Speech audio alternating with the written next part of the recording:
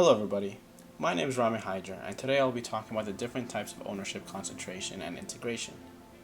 Earlier in the semester, we had the opportunity to cover this topic and noted several examples where we would see vertical and horizontal integrations of different organizations. In today's world, we see many groups of people and firms come together and combine forces in an attempt to pool resources and substantially multiply their rewards. Whether that be one company buying another or two teams combining forces, it is very rare to see a merger fall through. But for today's video, I want to talk about the merger between Reebok and Adidas that took place back in 2005. Adidas bought Reebok for $3.8 billion in 2005, hoping it would help the company take on Nike more effectively in the United States market. Thanks to Reebok's long-standing credibility in the basketball world and its licensing deal with the National Basketball Association and National Football League. Additionally, Reebok's pop culture cred was also bolstered by products like a line of shoes in partnership with the rapper 50 Cent. But Reebok has been in a long decline ever since the merger took place.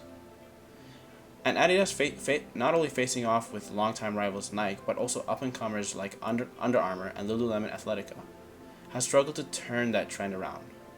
In 2007, Reebok generated nearly a quarter of Adidas' overall revenue, but in the first 9 months of 2020, they were down by 6.9%. After assessing both companies and what services each company offers, it is clear to me this is a prime example of vertical integration.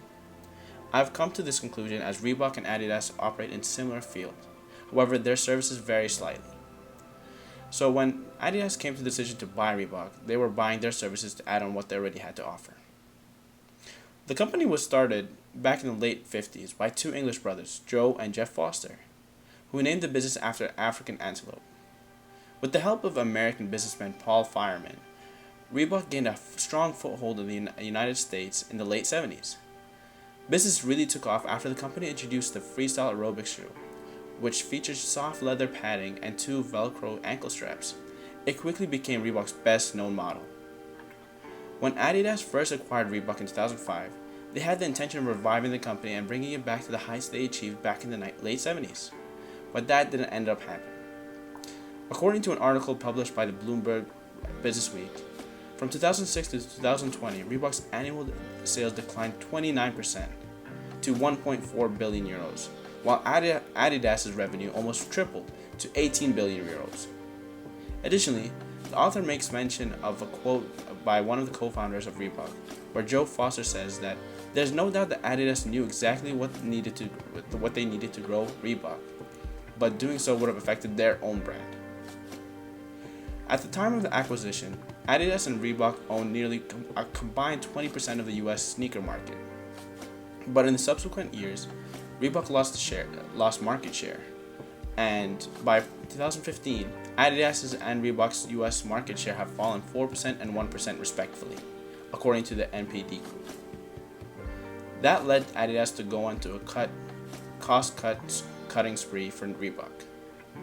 The current Adidas CEO, Kasper Rorsted, unveiled a turnaround plan for Reebok called the Muscle Up in 2016, which first called for the cost-cutting measures, were cost-cutting around 40 Reebok stores in 2017.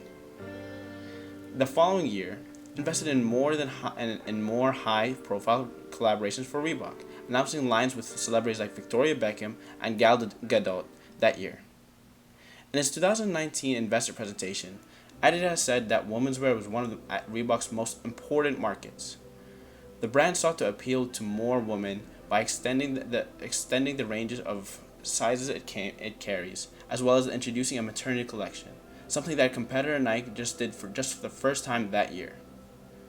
But that alone proved not enough to turn the company around and not have Reebok and Adidas' future plans.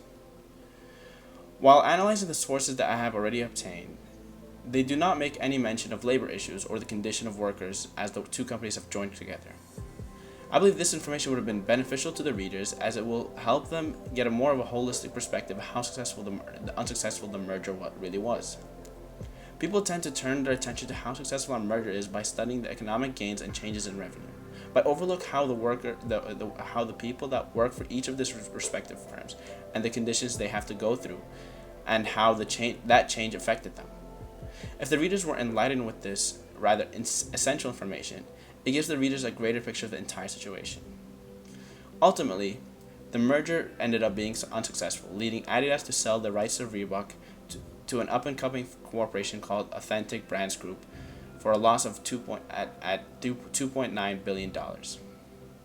Adidas came in with the right idea to expand and compete with other mighty corporations in the industry, but that did not end up working out for them. Adidas decided to cut its losses with Reebok due to the lack of profits from their efforts. But if given the information about how the organization was run and the condition of workers, would we have discovered some underlying information that must suggest another reason why this merger didn't end up working out? Thank you.